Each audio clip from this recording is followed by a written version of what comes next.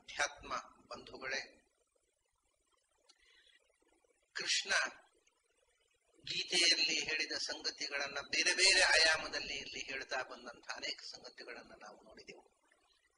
ಇನ್ನೊಂದು ಕಥೆ, ಒಂದು ಕಥೆ ಹೇಳ್ತಾನೆ ಕೃಷ್ಣ. ಅದು ಪ್ರಸಿದ್ಧವಾದ ಕಥೆ. ಅದನ್ನು ಅನುಗೀತದಲ್ಲಿ ಜನಕರಾಜನ ಕಥೆ. ಅಂದ್ರೆ ನಾವು ನನ್ನದು ನನ್ನದು ನನ್ನದು ಅಂತ ಇರ್ತೀವಿ. ಮಾತಿಗೆ ಇದು ನಂದು, ಇದು ನಂದು. ಈ ನನ್ನದು ಅಂತಕ್ಕಂಥ ಅದೊಂದು ಮಮಕಾರ ಅಂತೀವಿ. ಮನುಷ್ಯನ ಸಮಸ್ತ ಸಮಸ್ಯೆಗಳಿಗೂ ಮೂಲಭೂತವಾಗಿರತಕ್ಕ ಸಂಗತಿಗಳಲ್ಲಿ ಒಂದು ಅದು ನನ್ನದು ನನ್ನದು ಅನ್ನುವಂತಹದ್ದು ಒಂದು ಕಾಡುವುದು ಕಮ್ಮಿ ಆದರೆ ನಮ್ಮ ಹೆಚ್ಚಿನ ಸಮಸ್ಯೆಗಳು ತಂತಾನೆ ಸಾಲ್ವ್ ಆಗಿಬಿಡ್ತವೆ. ಆ ನನ್ನದು ಅನ್ನುವುದನ್ನ ಹೇಗೆ ಕಳಚಿಕೊಳ್ಳುವುದು ಹೇಳ್ತಾರೆ. ಮಮೇತಿ ನಮಮೇತಿ ಚ ಅಂತ. ಮಮ ಅಂತಂದ್ರೆ ಬಂಧನ, ನಮಮ ಅಂದ್ರೆ ಬಿಡುಗಡೆ. ಇದು ಬಂಧನ ಮತ್ತು ಬಿಡುಗಡೆಯ ಎರಡು ದಾರಿಗಳು. ಎರಡಕ್ಷರ ಬಂಧನ, ಮೂರಕ್ಷರ ಬಿಡುಗಡೆ. ಮಮ ಮಮ ಅಥವಾ ಒಂದಕ್ಷರ ಎರಡಕ್ಷರ ಅಂತ ಹೇಳುವುದು. ಮೇ ಮೇ, ನಮೇ ನಮೇ. ನಮಃ ಅಂತೇವೆ ನಾವು. ನಮಃ ಅಂತ ದೇವರಿಗೆ ನಮಸ್ಕಾರ ಮಾಡುವಾಗ ನಮಃ ಅಂದ್ರೆ ನಮಃ ಅನ್ನೋದು ವಾಸ್ತವಿಕವಾಗಿ ನಮೇ ಅನ್ನುವುದದ್ದೇ ರೂಪಾಂತರ. ನಮಮ ಅಥವಾ ನಮೇ ಅನ್ನುವುದನ್ನೇ ಆ ಅರ್ಥವನ್ನೇ ಕೊಡುವ ಒಂದು ಅವ್ಯಯ ಅದು ನಮಃ ಅನ್ನೋದು. ನಮಃ ಅಂದ್ರೆ ನನ್ನದಲ್ಲ ನಿನ್ನದು. ಯಾರಿಗೆ ನಾವು ಕೈ ಮುಗಿದು ನಮಃ ಅಂತೇವೋ ನೀವು ದೊಡ್ಡವರು, ನನ್ನದಲ್ಲ ನಿಮ್ಮದು ಅಂತ. ಆದ್ದರಿಂದಲೇ ಶಾಸ್ತ್ರಕಾರರು ಏನು ಹೇಳ್ತಾರೆ ಗೊತ್ತಾ? ನಮಃ ನಮಸ್ಕಾರ ಯಾರಿಗೂ ಸಲ್ಲುವುದಿಲ್ಲ. ಯಾಕೆಂದ್ರೆ ನಾವು ನಮ್ಗಿಂತ ಹಿರಿಯರಿಗೆ ನಮಸ್ಕಾರ ಮಾಡ್ತೇವೆ, ಅವರದ್ದು ಅಲ್ಲ ಅದು.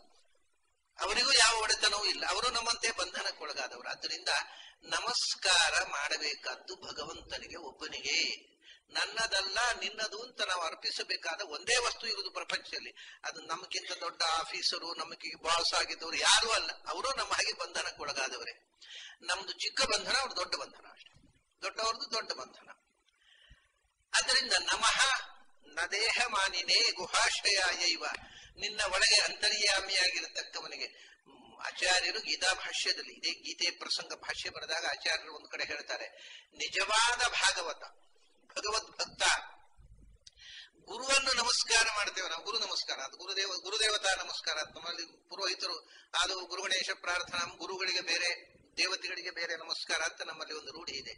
ಆಚಾರ್ಯ ಹೇಳ್ತಾರೆ, ನಿಜವಾದ ಭಾಗವತನಿಗೆ ಎರಡು ನಮಸ್ಕಾರ ಇಲ್ಲ. ಗುರುಗಳ ಒಳಗಿರ್ತಕ್ಕ ಭಗವಂತನಿಗೆ ನಮಸ್ಕಾರ ಮಾಡುದು, ಗುರುಗಳಿಗೆ ನಮಸ್ಕಾರ ಅಂತ ಒಂದಿಲ್ಲ. ಗುರುವಿನ ಒಳಗೆ ಕೂತು ಸಹ ನೌ ಅವತು, ನಮ್ಮಿಬ್ಬರೊಳಗೂ ಗುರುವಿನೊಳಗೂ ಶಿಷ್ಯನೊಳಗೂ ಭಗವಂತ ಪ್ರವೇಶ ಮಾಡಲಿ ಅಂತ ಪ್ರಾರ್ಥನೆ ಮಾಡ್ತಾರಲ್ಲ. ಸಹ ನೌ ಅವತು, ನಮ್ಮಿಬ್ಬರ ಒಳಗೂ ಜತೆಯಾಗಿಯೇ ಭಗವಂತ ಪ್ರವೇಶ ಮಾಡಲಿ. ಪ್ರವೇಶ ಮಾಡಿ ಏನ್ ಮಾಡಬೇಕು? ನಮ್ಮ ಗುರುಗಳ ಒಳಗೆ ಕೂತು ನನಗೆ ಅರ್ಥ ಆಗುವಾಗಿ ಹೇಳುವ ಶಕ್ತಿ ಅವರಿಗೆ ಕೊಡ್ಲಿ. ಅದೇ ಇರೋದಿಲ್ಲ ಬಹಳ ಜನ ಗುರುಗಳಿಗೆ. ಆಮೇಲೆ ನನ್ನೊಳಗೂ ಗುರು ಕೂತ್ಕೊಳ್ಳಿ, ಭಗವಂತ ಬಂದು ಕೂತ್ಕೊಳ್ಳಿ, ಅದು ಗುರು ಹೇಳಿದ್ದನ್ನು ಅರ್ಥ ಮಾಡಿಕೊಳ್ಳುವ ಶಕ್ತಿ ನಾನು ಕೊಡ್ಲಿ. ಅವರಿಗೆ ಗ್ರಾಹಕತ್ವ ಶಕ್ತಿ, ನನಗೆ ಗ್ರಹಣ ಶಕ್ತಿ ಕೊಡ್ಲಿ. ಆದ್ರಿಂದ ಗುರುವಿನ ಒಳಗೆ ಕೂತು ಪಾಠ ಹೇಳುವವನು ಭಗವಂತನೇ, ಶಿಷ್ಯನೊಳಗೆ ಕೂತು ಪಾಠ ಕೇಳುವವನು ಭಗವಂತನೇ. ಆ ಎರಡು ಕ್ರಿಯೆಯನ್ನು ಮಾಡುವವನು. ನಮಸ್ಕಾರ ಅದು ಬಿಟ್ಟು ಬೇರೆ ಯಾರಿಗೂ ನಮಸ್ಕಾರ. ಸರ್ವದೇವ ನಮಸ್ಕಾರ ಅಲ್ಲ, ಸರ್ವ ಜೀವ ನಮಸ್ಕಾರ ಕೇಶವಂ ಪ್ರತಿಗಚ್ಚಿದೆ. ದೇವರಿಗೆ ಮಾತ್ರ ಅಲ್ಲ, ನಾವು ದೇವತೆಗಳಿಗೆ ಮಾಡಿದ್ದೇ ಭಗವಂತನಿಗೆ ಹೋಗುತ್ತೆ ಅಂದ್ರೆ ಉಳಿದವರು ಮಾಡೇನು. ಇನ್ಯಾರಿಗೂ ನಮಸ್ಕಾರ ಅರ್ಹತೆ ಇಲ್ಲ ಶಾಸ್ತ್ರೀಯವಾಗಿ. ಯಾಕೆಂದ್ರೆ ನಮಃ ಅಂದ್ರೆ ನನ್ನದಲ್ಲ ನಿಮ್ಮದು ಅಂತ ಯಾರಿಗೆ ಅರ್ಪಿಸೋದು ನಾವು? ಭಗವಂತನಿಗೆ ಮಾತ್ರ. ಆದ್ರಿಂದ ಭಗವಂತನಿಗೆ ಮಾತ್ರ ನಮಸ್ಕಾರ ಮಾಡಬಹುದು ಹೊರತು ಇನ್ಯಾರಿಗೂ ಸಾಕ್ಷಾತ್ ಮುಖ್ಯಾರ್ಥದಲ್ಲಿ ನಮಸ್ಕಾರ ಇಲ್ಲ. ಆ ನನ್ನದಲ್ಲ ಅನ್ನುವ ಎಚ್ಚರ ಬಾರದೆ ನಮಸ್ಕಾರ ಮಾಡ್ಲಿಕ್ಕೂ ಆಗೋದಿಲ್ಲ. ಬಹಳ ಜನಕ್ಕೆ ನಮಸ್ಕಾರ ಮಾಡುವ ಕ್ರಿಯೆ ಸಾಧ್ಯ ಆಗೋದಿಲ್ಲ. ಯಾಕೆಂದ್ರೆ ಒಬ್ಬರಿಗೆ ನಮಸ್ಕಾರ ಮಾಡ್ಬೇಕಾಗಿದ್ರೆ ಅವ್ರು ನಮ್ಗಿಂತ ದೊಡ್ಡವರು ಅನ್ನೋ ಭಾವ ಇದ್ರೆ ಮಾತ್ರ ನಮಸ್ಕಾರ ಮಾಡ್ಲಿಕ್ಕೆ ಆಗತ್ತಲ್ವಾ? ನಾನು ಯಾರಿಗೂ ಕಮ್ಮಿ ಅಂತ ತಲೆಗೆ ಅಡರ್ದವ್ರು ಯಾರಿಗೂ ನಮಸ್ಕಾರ ಮಾಡ್ಲಿಕ್ಕೆ ಆಗೋಲ್ಲ.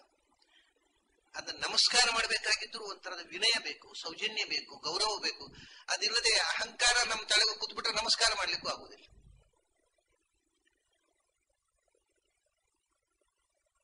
ಆ ಮಮ ಅನ್ನುವುದನ್ನ ಕಳ್ಕೊಳ್ಬೇಕಾಗತ್ತೆ ನಮಸ್ಕಾರ ಮಾಡ್ಬೇಕು. ನನ್ನದು ನನ್ನದು ಅಂತ, ನನ್ನದಲ್ಲ ನನ್ನದಲ್ಲ ಅಂದಾಗ ನಮಸ್ಕಾರ ಅರ್ಥಪೂರ್ಣವಾಗತ್ತೆ. ನಮಮ ಅನ್ನುವುದು ಬೆಳೆಯದೆ ನಮಸ್ಕಾರ ಮಾಡ್ಲಿಕ್ಕೆ ಆಗುದಿಲ್ಲ. ಈ ನಮಸ್ಕಾರ ಅಂದ್ರೆ ಎಲ್ಲ ಒಂಥರ ವ್ಯಾವಹಾರಿಕ ಶೋ ಅಷ್ಟೇ. ನಿಜವಾದ ನಮಸ್ಕಾರ ಅಂದ್ರೆ ನಮಮ ಅನ್ನುವುದು ನಮ್ಮ ಒಳಗೆ ಬೆಳಿಬೇಕು. ಇದಕ್ಕೊಂದು ಕಥೆ. ಕೃಷ್ಣ ಈಗ ಮಮತ್ವವನ್ನು ತೊರೆಯಬೇಕು. ಮಮಕಾರ ಅಹಂಕಾರಗಳಿಂದ ಮನುಷ್ಯ ಬೀಗ್ತಾನೆ, ಬಗ್ಗುವುದನ್ನು ಕಲಿಯುವುದಿಲ್ಲ, ನೆಟ್ಟಗೆ ನಿಲ್ತಾನೆ.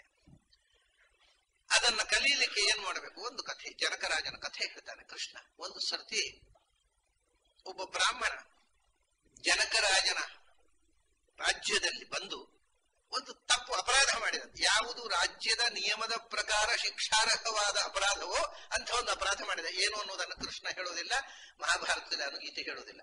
ಒಂದು ತಪ್ಪು ಮಾಡಿದ, ಅಂತೂ ಅದು ಕಾನೂನಿನ ರೀತಿಯ ತಪ್ಪು, ಸಣ್ಣ ತಪ್ಪಲ್ಲ. ಇವಾಗ ಏನೋ ಒಂದು ಎಡಕ್ಕೆ ಹೋಗ್ಬೇಕು ಅಂದ್ರೆ ಬಲಕ್ಕೆ ಹೋಗೋದು, ಅದು ನಾವು ದಿನ ತಪ್ಪು ಮಾಡ್ತಾ ಇಲ್ಲಿ ಎಲ್ಲಾ ವಾಹನಗಳು ಅದನ್ನ ಮಾಡ್ತಾನೆ ಇರ್ತವೆ. ಎಡಕ್ಕೆ ಹೋಗ್ಬೇಕು ಅಂದ್ರೆ ಬಲಕ್ಕೆ ಹೋಗುದು, ಬಲಕ್ಕೆ ಯಾವ ನಿಯಮ ಇರದೆ ಇಲ್ಲಿ ವಾಹನಗಳು ಓಡಾಡ್ತಾವಲ್ಲ, ಯಾರು ಏನು ಕೇಳುವುದೇ ಇಲ್ಲ, ಅದು ನಡೀತಾ ಇರ್ತದೆ. ಹಾಗಲ್ಲ, ಇದು ಮಹಾ ದೊಡ್ಡ ಅಪರಾಧ, ಸಾಮಾನ್ಯ ಅಪರಾಧ ಅಲ್ಲ, ದೊಡ್ಡ ಅಪರಾಧ, ಶಿಕ್ಷಾರ್ಹವಾದ ಅಪರಾಧ, ದೊಡ್ಡ ಶಿಕ್ಷೆಗೆ ಬದ್ಧವಾಗಬೇಕಾದ ಒಂದು ಅಪರಾಧವನ್ನು ಮಾಡಿದ. ಅದು ಏನು ಅನ್ನೋದನ್ನ ಕೃಷ್ಣ ಹೇಳುವುದಿಲ್ಲ, ನಮಗೆ ಅಗತ್ಯ ಇಲ್ಲ. ಅಂತೂ ಒಂದು ದೊಡ್ಡ ತಪ್ಪು ಮಾಡಿದ. ವಿಚಾರಣೆಗೆ ಬಂತು ಜನಕರಾಜನ ಹತ್ತಿರ. ಜನಕರಾಜ, ನೀನು ನನ್ನ ರಾಜ್ಯದಲ್ಲಿ ಇದ್ದು ಇಂಥ ಅಪರಾಧ ಮಾಡಿದೆ ಅಂದ್ಮೇಲೆ ಇರಬೇಡ ನನ್ನ ರಾಜ್ಯದಲ್ಲಿ, ನನ್ನ ರಾಜ್ಯದ ಸೀಮೆಯಿಂದ ಹೊರಗೆ ಹೊರಟು ಹೋಗ್ಬಿಡು. ಅವನಿಗೆ ದೇಶಭ್ರಷ್ಟತೆಯ ಶಿಕ್ಷೆ ಕೊಟ್ಬಿಟ್ಟ. ನನ್ನ ರಾಜ್ಯದಿಂದ ಹೊರಗೆ ಹೋಗ್ಬಿಡು, ನನ್ನ ರಾಜ್ಯದ ಒಳಗೆ ನೀನು ಇರತಕ್ಕದ್ದಲ್ಲ, ನೀನು ಎಲ್ಲಿ ಬೇಕಾದ್ರೆ ಹೋಗು, ನನ್ನ ರಾಜ್ಯದ ಸೀಮೆಯ ಒಳಗೆ ಇರಬೇಡ ಅಂತ. ಬ್ರಾಹ್ಮಣ ನಗುತ್ತಾನೆ. ಆಯ್ತು, ರಾಜಾಜ್ಞೆ, ನೀವು ಹೇಳಿದಾಗ ಮಾಡ್ಬೇಕು. ನಿಮ್ಮ ರಾಜ್ಯದ ಸೀಮೆಯನ್ನ ಬಿಟ್ಟು ಹೋಗ್ಬೇಕು. ನಾವು ಹೋಗ್ತೀನಿ, ಆದ್ರೆ ಒಂದು ವಿಷಯ, ನಿಮ್ಮ ರಾಜ್ಯ ಅಂದ್ರೆ ಯಾವುದು ಅಂತ ಒಂದು ಹೇಳಿ ನನಗೆ, ಅದರಿಂದ ಹೊರಗೆ ಹೋಗ್ತೀನಿ ನಾನು. ನಿಮ್ಮ ರಾಜ್ಯದ ಸೀಮೆ ಬೌಂಡ್ರಿ ಯಾವುದು ನಿಮಗಾದ್ರೂ ಗೊತ್ತುಂಟಾ? ಅದನ್ನ ಹೇಳ್ರಿ ಮೊದಲು, ಆ ಬೌಂಡ್ರಿಯಿಂದ ಆಚೆ ಹೋಗ್ತೀನಿ ಅಂತ. ಅಪರಾಧ ಮಾಡಿದ ಬ್ರಾಹ್ಮಣ ಹೇಳ್ತಾರೆ, ನನ್ನ ರಾಜ್ಯ ಅಂತೀರಿ, ಯಾವುದು ನಿಮ್ಮ ರಾಜ್ಯ? ಅದು ಗಡಿ ಹಾಕಿ ಕೊಡಿ, ಅದರ ಆಚೆ ಹೋಗ್ತೇನೆ ನಾನು, ನನಗೇನು ಬೇಸರ ಇಲ್ಲ ನೀವು ಹೇಳಿದ ವಿಷಯದ ಬಗ್ಗೆ. ಅಷ್ಟು ಹೇಳಿದ ಬಿಟ್ಟು ಇಲ್ಲಿಯೇ ಒಂಥರ ಶಾಕ್ ಆಗೋಯ್ತು ಇವನಿಗೆ, ಜನಕರಾಜನಿಗೆ. ಅವನು ಯೋಚನೆ ಮಾಡ್ತಾನೆ, ಹೌದಲ್ಲ, ನನ್ನ ರಾಜ್ಯ ಯಾವುದು, ಅದರ ಗಡಿ ಸೀಮೆ ಯಾವುದು, ಯಾವುದು ನನ್ನದು ಹೌದು, ಯಾವುದು ನನ್ನದಲ್ಲ, ಯೋಚನೆ ಮಾಡ್ತಾ ಇರ್ತಾನೆ. ತದಾ ನ ವಿಷಯ ಮನ್ಯೆ, ನನ್ನ ರಾಜ್ಯ ಅಂತ ಇಲ್ಲೇ ಇಲ್ಲ, ಯಾವುದು ನನ್ನದು? ಅದು ನಾನು ಹೇಳ್ಬೋದು, ಈ ದೇಶ ಮಿಥಿಲೆಯ ರಾಜ ಜನಕ. ಓಹೋ, ಮಿಥಿಲೆ ನಾನು ಹುಟ್ಟು ಮುಂಚೆ ಇರ್ಲಿಲ್ಲ, ಅದು ನಂದಾಗೋದು ಹೇಗೆ? ನಾನು ಸತ್ತ ಮೇಲೂ ಮಿಥಿಲೆ ಇರುತ್ತೆ, ನಂದು ಅಂತ ನಾನು ಹೇಳ್ಬಿಟ್ಟು ತಿರುಗಿದ್ರೆ ನಗ್ತಾರೆ ಯಾರಾದ್ರು. ಅದರಿಂದ ತದಾ ನ ವಿಷಯ ಮನ್ಯೆ, ನನ್ನ ವಿಷಯ ಅಂದ್ರೆ ನನ್ನ ಆಡಳಿತಕ್ಕೆ ಒಳಪಟ್ಟಂತ ಪ್ರದೇಶ, ರಾಜ್ಯ ಅಂತ ಯಾವುದಿದೆ? ಅಲ್ಲರಿ, ಈ ದೇಶ ಅಲ್ಲ, ಇದು ನನ್ನ ದೇಹ ಅಂತ ಹೇಳೋ ಅಧಿಕಾರ ನಮಗೆಲ್ಲ. ನನ್ನ ದೇಹ ಅಲ್ಲ ಇದು, ನನ್ನ ದೇಹ ಅಂತ ನಾನೇ ಡಿಕ್ಲರೇಷನ್ ಹಾಕ್ಲಿಕ್ಕಾಗತ್ತಾ? ಈ ದೇಹದ ಮೇಲೆ ನನ್ನ ದೇಹ ಅಂತ ಹೇಳೋ ಅಧಿಕಾರ ಇಲ್ಲ, ದೇಶದ ಮೇಲೆ ಎಲ್ಲಿ ಬಂತು? ಹೇಳ್ತಾನೆ, ತದಾ ನ ವಿಷಯ ಮನ್ಯೆ, ನನ್ನ ದೇಶ ಅಂತ ಹೇಳಲಿಕ್ಕೆ ಯಾವ ಬೌಂಡ್ರಿ ಹಾಕುವುದು ನಾನು? ಬೌಂಡ್ರಿ ಹಾಕದೇ ಇದ್ರೆ ಸರ್ವೋಪಿ ವಿಷಯೋ ಮಮ, ಈ ಇಡೀ ವಿಶ್ವವೇ ನನ್ನದಲ್ವ? ಒಡೆತನದ ಪ್ರಶ್ನೆ ಬಂದರೆ ಈ ದೇಹ ಕೂಡ ನನ್ನದಲ್ಲ, ನಮ್ಮದು, ಎಲ್ಲರದ್ದು. ಅದು ನನ್ನದೇನು? ನಮ್ಮೆಲ್ಲರದ್ದು. ಇಡೀ ವಿಶ್ವವು ನಮ್ಮದು. ಸ್ವದೇಶೋ ಭುವನತ್ರಯಂ, ಗಡಿಯಲ್ಲಿ ಹಾಕೋದು. ಇಡೀ ಜಗತ್ತಿನಲ್ಲಿ ಇದು ಮಾತ್ರ ನಂದು, ಆಚೆ ನಂದಲ್ಲ, ಮತ್ತೆ ನನ್ನ ಶತ್ರುಗಳದ್ದ. ಅದು ಇಡೀ ಜಗತ್ತು ಭಗವಂತನದ್ದಲ್ವ? ನಾವು ಭಗವಂತನ ಮಕ್ಕಳಲ್ವಾ? ಇಡೀ ಜಗತ್ತು ನಮ್ಮದು. ಅಧಿಕಾರ ಯಾವುದೂ ಅಲ್ಲ ನಂದು, ಎಲ್ಲಿಯೂ ನನ್ನ ಅಧಿಕಾರ ನಡೆಯೋಲ್ಲ. ಆದರೆ ನಮ್ಮದು ಅನ್ನುವಂಥ ಆತ್ಮೀಯತೆಯಿಂದ ನಾವು ನೋಡಿದ್ರೆ ಜಗತ್ತೆಲ್ಲ ನಮ್ಮದೇ. ಜಗತ್ತು ಮಾತ್ರ ಅಲ್ಲ, ಮತ್ತೆ ಭುವನತ್ರಯಂ, ಭೂರ್ಭುವ ಸ್ವಹ ಅಷ್ಟೇ ಅಲ್ಲ, ಮೋಕ್ಷ ಕೂಡ ನಮ್ಮದೇ. ಅಧಿಕಾರದ ವಿಷಯ ಬೇರೆ, ನಮ್ಮದಲ್ಲ, ಶತ್ರುಗಳ ದೇಶವಾದು. ಸೊ ಇಡೀ ಪ್ರಪಂಚದ ಪ್ರತಿಯೊಬ್ಬ ವ್ಯಕ್ತಿಯೂ ನಮ್ಮ ಬಂಧು, ಪ್ರಪಂಚದ ಪ್ರತಿಯೊಂದು ದೇಶವೂ ನಮ್ಮ ದೇಶ. ಆದರೆ ನನ್ನದು ಎಲ್ಲಿದೆ? ಅವಳ್ತಾನೆ ತದಾನ ವಿಷಯಂ ಮನ್ಯೆ, ನನ್ನದು, ನನ್ನ ಅಧಿಕಾರಕ್ಕೆ ಒಳಪಟ್ಟ ಟೆರಿಟರಿ ಇಲ್ಲ. ಅಲ್ಲ, ಮತ್ತೆ ನಮ್ಮದು ಎಲ್ಲ ಗುರುತ, ಅರ್ಥ, ಪರಿಚಯ, ಆತ್ಮೀಯತೆ ಉಂಟು. ಹಾಗೆ ನಮ್ದು ಅಂತ ಹೇಳೋದಂದ್ರೆ ಸರ್ವೋಪಿ ವಿಷಯ ಮಮ, ಎಲ್ಲವೂ ನಂದೆ. ಮಿಥಿಲೆ ಮಾತ್ರ ಏನು, ಇಡೀ ಪ್ರಪಂಚವೇ ನಂದು. ಸಮಸ್ತ ಮಾನವ ವರ್ಗ ಅಷ್ಟೇ ಅಲ್ಲ, ಪ್ರಾಣಿಗಳು ಕೂಡ ನನಗೆ ಆತ್ಮೀಯರು. ನಾನು ಪ್ರಾಣಿಗಳನ್ನು ಪ್ರೀತಿಸ್ತೇನೆ, ವನಸ್ಪತಿಗಳನ್ನ, ಪ್ಲಾಂಟ್ಸ್ ಆರ್ ಮೈ ರಿಲೇಟಿವ್ಸ್. ಎಲ್ಲ ನನ್ನದೇ, ನಂದಲ್ಲದ್ದು ಯಾವುದು? ಆದರೆ ನನ್ನದು ಅಂತ ಯಾವುದೂ ಇಲ್ಲ, ನನ್ನದಲ್ಲದ್ದು ಅಂತ ಯಾವುದೂ ಇಲ್ಲ. ಹಾಗಾಗಿ ಇವರಿಗೆ ಈಗ ಬೌಂಡ್ರಿ ಹಾಕಿ ಕೊಡುದು ಹೇಗೆ ಅಂತ ಅವ್ರು ಹೇಳ್ತಾರೆ, ಆತ್ಮಾಭಿಜಾಯಂ ನಮಮ ಸರ್ವಾವಾ ಪೃಥಿವೀ ಮಮ. ಜನಕ ಯೋಚನೆ ಮಾಡ್ತಾರೆ, ಅಲ್ಲ ಈ ಬ್ರಾಹ್ಮಣ ಬಹಳ ಘಾಟಿ ಬ್ರಾಹ್ಮಣ, ಇದು ಅಪರಾಧ ಮಾಡಿದೆ, ಆದ್ರೆ ಅದನ್ನ ಮಾತು ನೋಡಿದ್ರೆ ಬಹಳ ದೊಡ್ಡ ಸ್ಕಾಲರ್ಶಿಪ್, ಅದ್ಭುತವಾದ ಮಾತು ಹೇಳುತ್ತೆ. ಆತ್ಮಾಭಿಜಾಯಂ ನಮಮ, ಅವ್ರು ಹೇಳೋದು ನಿಜ. ಹೊರಗೋಗು, ನನ್ನ ಅಧಿಕಾರ ಯಾವುದ್ರ ಮೇಲಿದೆ? ನನ್ನ ದೇಹದ ಮೇಲೆ ನನಗೆ ಅಧಿಕಾರ ಇಲ್ಲ, ದೇಶದ ಮೇಲೆ ಏನು ಅಧಿಕಾರ? ಏನು ಅಧಿಕಾರ ಇಲ್ಲ. ಆದರೆ ಸರ್ವಾಪಿ ಪೃಥಿವೀ ಮಮ, ಇಡೀ ಪ್ರಪಂಚ ನಮ್ದೇ ಅಲ್ವಾ? ಎಲ್ಲಿಯೂ ಹೋಗಬಹುದು ನಾವು, ಸರ್ವಾವಾ ಪೃಥಿ, ಎಲ್ಲವೂ ನಂದೇ. ಹಾಗಾಗಿ ನನ್ನ ಸಂಬಂಧ ಇಲ್ಲದ ಜಾಗ ಅಂತ ಎಲ್ಲಿ ಯಾವುದನ್ನು ಹೇಳುವುದು ನಾನು? ನನ್ನದು ಅಂತ ಯಾವ್ದು ಹೇಳುದು? ನನ್ನದು ಅಂತ ಯಾವುದೂ ಇಲ್ಲ, ನನ್ನದಲ್ಲ ಅನ್ನೋದು ಯಾವುದೂ ಇಲ್ಲ. ಹಾಗಾದ್ರೆ ಯಥಾ ಮಮ ತಥಾನ್ಯೇಷಾಂ ಇತಿ ಮನ್ಯೇ ದ್ವಿಜೋತ್ತಮ. ಕಡೆಗೆ ನನ್ನದು ಅಂದ್ರೆ ನನ್ನದು ಅನ್ನೋದಕ್ಕೆ ಅರ್ಥ ಯಾವಾಗಲೂ ಸ್ವಾರ್ಥ ಆಗುವುದು. ಯಾವಾಗ ಸ್ವಾರ್ಥದ ವಿಸ್ತಾರವೇ ನಿಸ್ವಾರ್ಥ. ದೊಡ್ಡ ಸ್ವಾರ್ಥವನ್ನು ನಿಸ್ವಾರ್ಥ ಅಂತ ಹೇಳುದು ನಾವು. ನಿಸ್ವಾರ್ಥ ಅಂತ ಒಂದಿಲ್ಲ. ಮತ್ತೆ ಸ್ವಾರ್ಥ ಸಂಕುಚಿತವಾದಾಗ ಅರ್ಥ ಸ್ವಾರ್ಥ ಆಗತ್ತೆ, ಅದು ವಿಸ್ತಾರ ಆದಾಗ ನಿಸ್ವಾರ್ಥ ಆಗತ್ತೆ. ಈಗ ನೋಡಿ, ನನಗೆ ಒಳ್ಳೇದಾಗಬೇಕು, ನಾನು, ನನ್ನ ಮನೆಯವರು, ನಮ್ಮ ಫ್ಯಾಮಿಲಿ ಇಷ್ಟಕ್ಕೆ, ಇದು ಸ್ವಾರ್ಥ. ಎಲ್ಲರಿಗೂ ಒಳ್ಳೇದಾಗಬೇಕು, ಇದು ನಿಸ್ವಾರ್ಥ. ಅಂದ್ರೆ ಒಳ್ಳೇದಾಗಬೇಕು, ಎಲ್ಲರೂ ನನ್ನವರು ಅಂತ ತಿಳ್ಕೊಂಡಾಗ ನಾನು ಅನ್ನೋದು ನಾವು ಆದಾಗ ನಿಸ್ವಾರ್ಥ ಆಯ್ತು. ಹೇಳ್ತಾನೆ ಯಥಾ ಮಮ ತಥಾನ್ಯೇಷಾಂ. ಹೌದಪ್ಪ, ಈ ಇಡೀ ಭೂಮಿ ನನ್ನದು, ನಿಮ್ಮದು, ನಮ್ಮೆಲ್ಲರದ್ದು. ನನಗೆ ಎಷ್ಟು ಹಕ್ಕುಂಟು ಅಷ್ಟು ನಿಮಗೂ ಹಕ್ಕುಂಟು ಇದ್ರ ಮೇಲೆ. ಎಲ್ಲರಿಗೂ ಸಂಬಂಧಪಟ್ಟದ್ದು ಈ ನೆಲ. ಯಾರೊಬ್ಬನ ಪಿತ್ರಾರ್ಜಿತ ಆಸ್ತಿ ಅಲ್ಲ. ನಾವು ಡಿಕ್ಲರೇಷನ್ ಹಾಕ್ತೇವೆ, ಕೋರ್ಟ್ ಕಟ್ಟೆ ಹಾಕ್ತೇವೆ, ಎಲ್ಲ ಹುಚ್ಚುತನಗಳಿವೆಲ್ಲ. ಯಾಕೆಂದ್ರೆ ಯಾರ ಪಿತ್ರಾರ್ಜಿತವೂ ಅಲ್ಲ ಇದು. ನೆಲ, ಆಕಾಶ, ಎಲ್ಲಿ ತನಕ ಆಕಾಶ ಈ ನಮ್ಮ ಟೆರಿಟರಿ ಇದೆ, ಅದರ ಒಳಗಿನ ಆಕಾಶ ನಮ್ಮದು. ಯಾರ್ರೀ ಆಕಾಶಕ್ಕೆ ಕ್ರೈಚೀಟ್ ಆದದ್ದು ಯಾವಾಗ? ಅದು ನಮ್ಮ ಆಕಾಶ. ಅದಕ್ಕೆ ಶತ್ರುಗಳ ವಿಮಾನ ಬಂದ್ರೆ ಹೊಡೆದು ಉರುಳಿಸುವ ರೈಟ್ ನಮಗಿದೆ. ಆ ಆಕಾಶದಲ್ಲಿ 1 ಇಂಚ್ ಆಚೆ ಹೋದ್ರೆ ನಮ್ಮದಲ್ಲ, ಅಲ್ಲಿ ಉರುಳಿಸಿದ್ರೆ ನಾವು ಅಪರಾಧಿಗಳಾಗ್ತೇವೆ.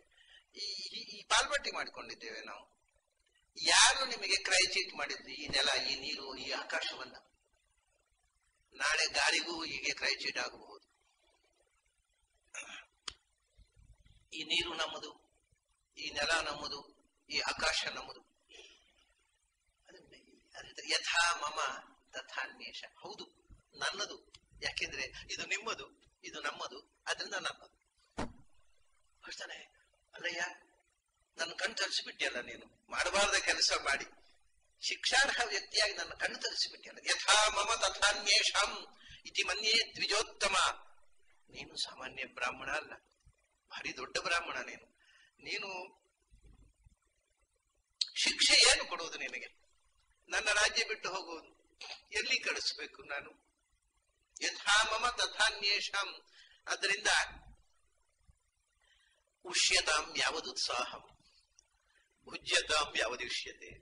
ನಿನಗೆ ಎಷ್ಟು ಸಮಯ ಇರಬೇಕು ಅಂತುಂಟೋ ಇರು, ಎಲ್ಲಿ ಇರಬೇಕು ಅಂತುಂಟೋ ಅಲ್ಲಿ ಇರು, ಏನು ಅನುಭವಿಸ್ಬೇಕು, ಏನು ಸುಖ ಭೋಗ ಮಾಡಬೇಕು ಅಂತ. ಯಾಕೆಂದ್ರೆ ಇದು ಈ ದೇಶ, ಈ ಮಿಥಿಲೆ ನನಗೆ ಎಷ್ಟು ಸಂಬಂಧಪಟ್ಟದ್ದು ಅಷ್ಟೇ ನಿನ್ನ ಸೊತ್ತು ಕೂಡ. ಒಬ್ಬ ಅಧಿಕಾರಿಗೆ, ಒಬ್ಬ ದೇಶವನ್ನಾಳುವ ನಾಯಕನಿಗೆ, ಒಬ್ಬ ರಾಜನಿಗೆ ಈ ಪ್ರಜ್ಞೆ ಇದ್ರೆ ಆ ದೇಶ ಪುಣ್ಯ ಮಾಡಿದ ದೇಶ. ಅವನು ಹೇಳ್ತಾನೆ, ಉಷ್ಯತಾಂ ಯಾವುದು ಉತ್ಸಾಹ, ಎಷ್ಟು ಸಮಯ ಎಲ್ಲಿ ಇರಬೇಕು ಅಂತ ಉಂಟು ಅಲ್ಲಿ ಇರಪ್ಪ, ನಂದೇನು ಆಕ್ಷೇಪ ಇಲ್ಲ. ಯಾಕೆಂದ್ರೆ ಇದು ನನ್ನದು ಎಷ್ಟೋ ಅಷ್ಟೇ ನಿನ್ನದು ಕೂಡ. ಭುಜ್ಯತಾಂ ಯಾವದಿಷ್ಯತೆ, ನಿನಗೆ ಏನು ಇಷ್ಟವೋ ಅದನ್ನು ಭೋಗಿಸು, ಎಲ್ಲಿ ಇರಬೇಕೋ ಅಲ್ಲಿರು, ನನ್ನ ಆಕ್ಷೇಪ ಇಲ್ಲ. ನಾನು ನನ್ನ ಮಾತನ್ನು ಹಿಂತೆಗೆದುಕೊಂಡೆ.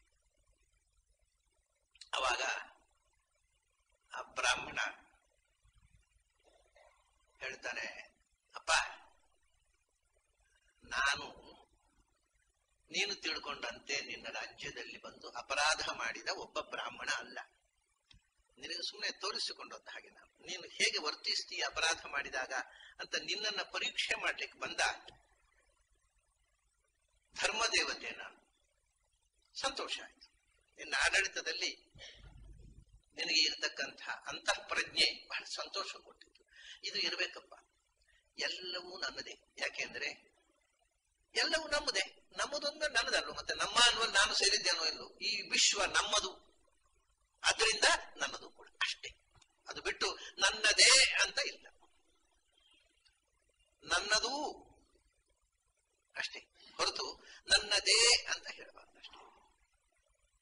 ಸಂತೋಷ ಆಯ್ತು ಅಂತ ಹೇಳಿ ಹೊರಟೋಗ್ಬಿಡ್ತಾನೆ ಬ್ರಾಹ್ಮಣ. ಜನಕ ಅವನ ಶಿಕ್ಷೆಯನ್ನು ವಿಡ್ರಾ ಮಾಡಿಬಿಡ್ತಾನೆ. ಹೇಳ್ತಾನೆ, ನೀನು ಎಲ್ಲಿ ಬೇಕಾದ್ರೆ ಇರು. ಇದು ನೋಡಿ, ನನ್ನದು ನನ್ನದು ಅನ್ನತಕ್ಕಂಥ ಭಾವವನ್ನ ಬೆಳೆಸಿಕೊಳ್ಳುವಾಗ ನಮಗೆ ಇರಬೇಕಾದ ಅಂತರ್ದೃಷ್ಟಿ ಏನು? ಬಹಳ ವಿಚಿತ್ರ ಇದು. ದುರ್ಯೋಧನ ಕೊನೆ ಕ್ಷಣದವರೆಗೂ ಮಾಡಿದ್ದದೇ. ಈ ರಾಜ್ಯ ನನ್ನದು, ನನ್ನದು ನನ್ನದೇ ಆಗಬೇಕು, ಪಾಂಡವರದ್ದು ನನ್ನದು ಆಗಬಾರ್ದು, ನನ್ನದೇ ಆಗಬೇಕು. 11 ಅಕ್ಷೋಹಿಣಿ ಸತ್ತವನು ಒಬ್ಬನೇ ಬದುಕಿ ಉಳಿದಾಗ ಕೂಡ ನಾನು ಸೊಂಟ ಮುರಿದು ಬೀಳೋ ತನಕವೂ ನನ್ನದೇ ಅನ್ನೋದನ್ನು ಬಿಡೋಲ್ಲ ಅಂತ ಕೂತು.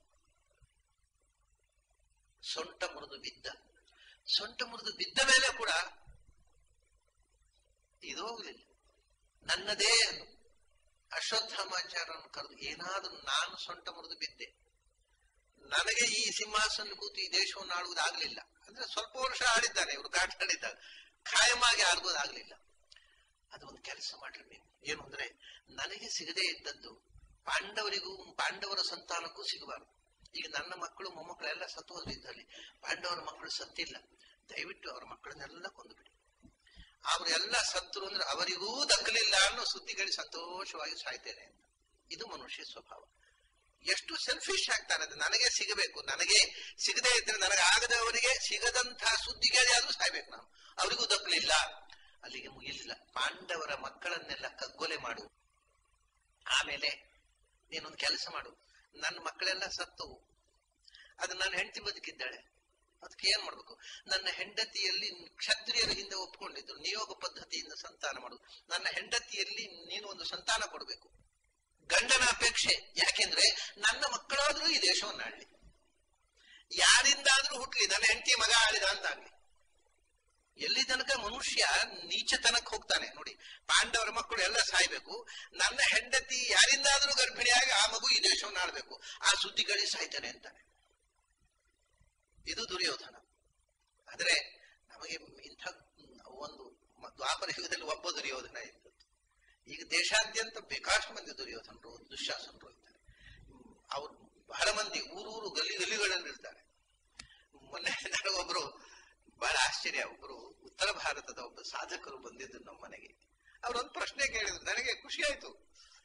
ಏನ್ ಸ್ವಾಮಿ, ಈ ದೇವರಿಗೆ ಏನ್ ಬುದ್ಧಿ ಇಲ್ಲ?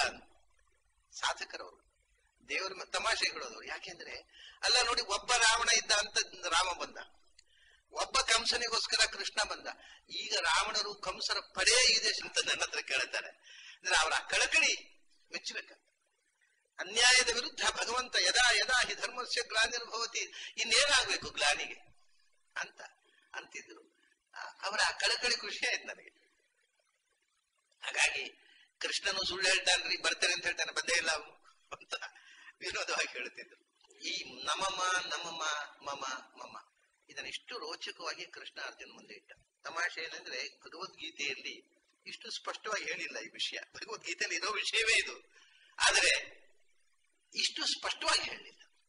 ಇದು ಒಂದು ಕಥೆ ಮುಗಿಸಿದೆ. ಎರಡನೇ ಭಾಗದಲ್ಲಿ ಭಗವದ್ಗೀತೆಯಲ್ಲಿ ಒಂದು ಪ್ರಪಂಚ ಪ್ರಕೃತಿ ಭಿನ್ನ ಪ್ರಕೃತಿರಷ್ಟಥ ಅಂತ, ಭಗವಂತನ ಅಧೀನವಾಗಿರತಕ್ಕ ಈ ಜಗತ್ತು ಪ್ರಾಕೃತ ಪ್ರಪಂಚ, ಇಟ್ ಇಸ್ ಮೇಡ್ ಆಫ್ ಪ್ರಕೃತಿ.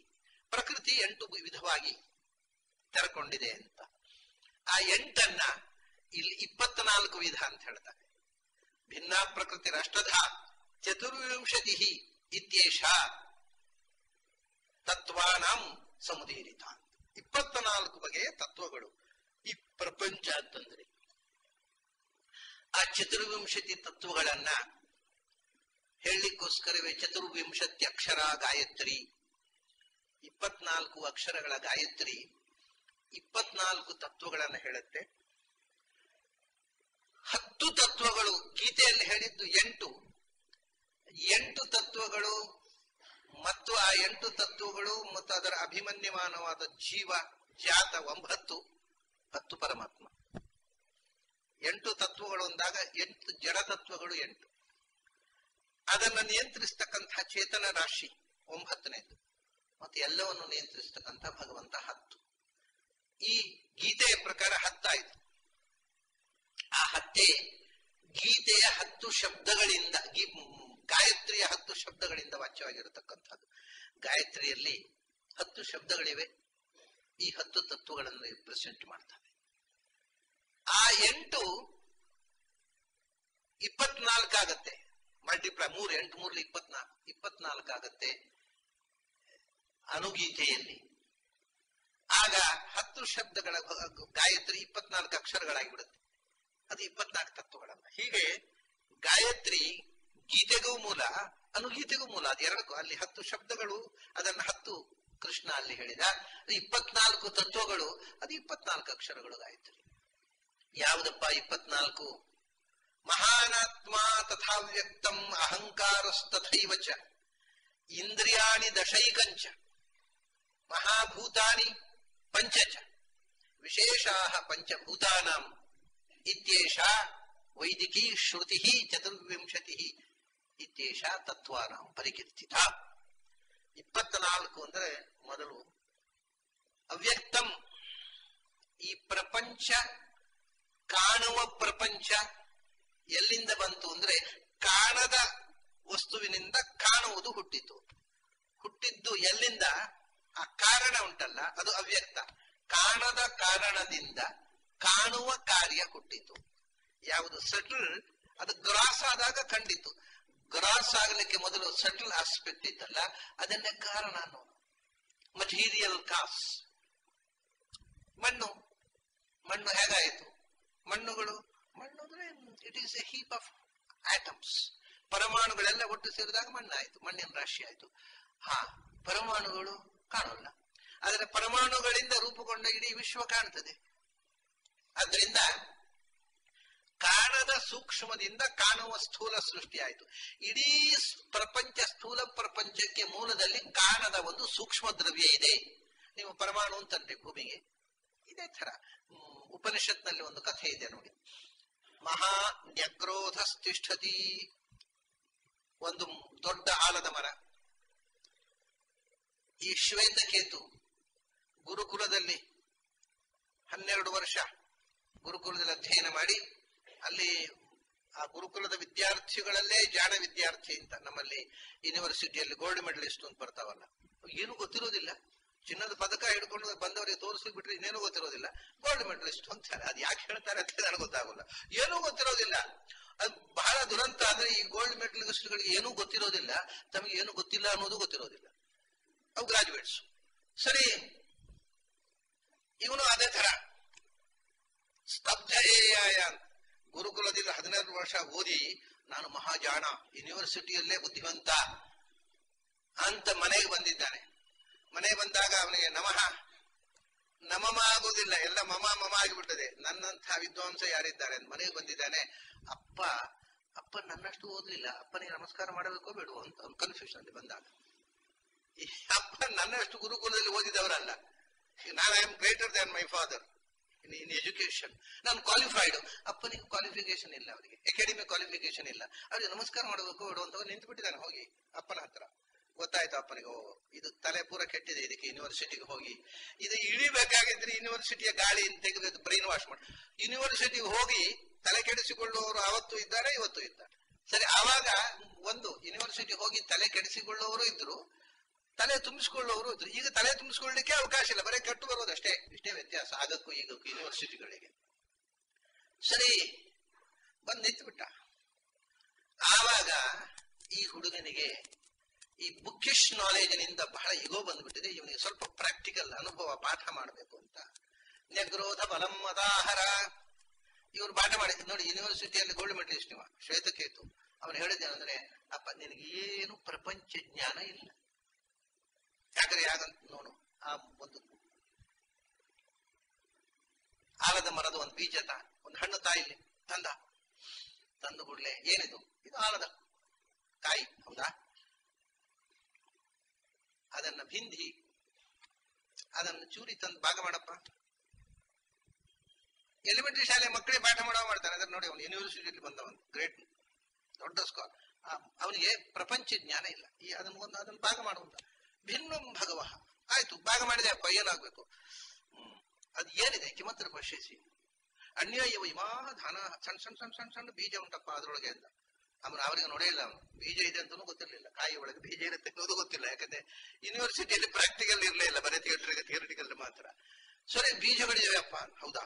ಆಸಾಂ ಏಕಾಂ ಬಿಂದಿ, ಆಹಾ, ಆ ಬೀಜದಲ್ಲಿ ಒಂದು ಬೀಜ ತೆಗಿ, ಆ ಬೀಜವನ್ನು ಭಾಗ ಮಾಡು. ಹೌದಾ?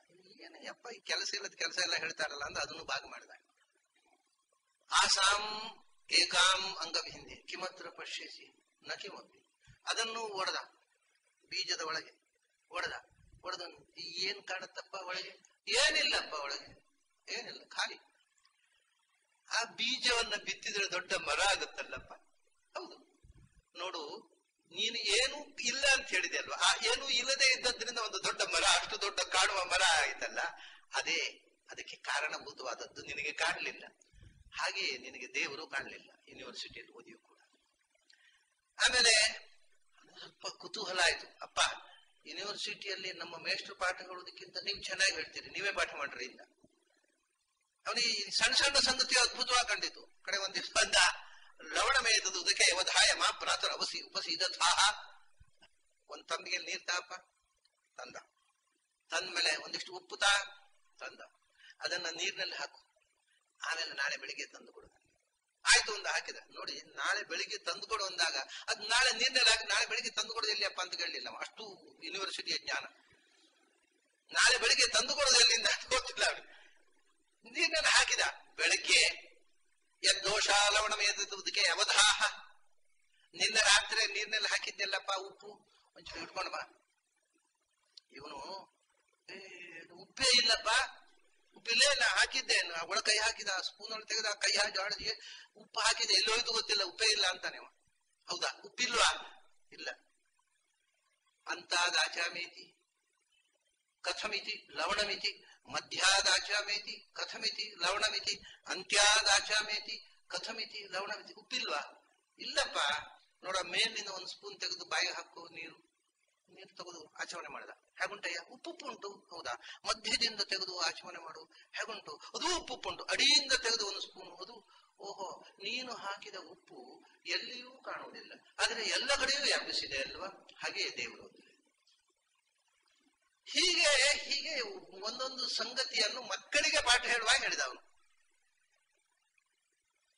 ಇದನ್ನ ಇಲ್ಲ, ಅವ್ಯಕ್ತಂ, ಎಲ್ಲ ಕಡೆ ತುಂಬಿರುವಂತಹ ಕಾರಣ ಉಂಟಲ್ಲ, ಅದು ಕಾಣುವುದಿಲ್ಲ, ಅದರ ಕಾರ್ಯ ಕಾಣುತ್ತೆ ಅಷ್ಟೇ.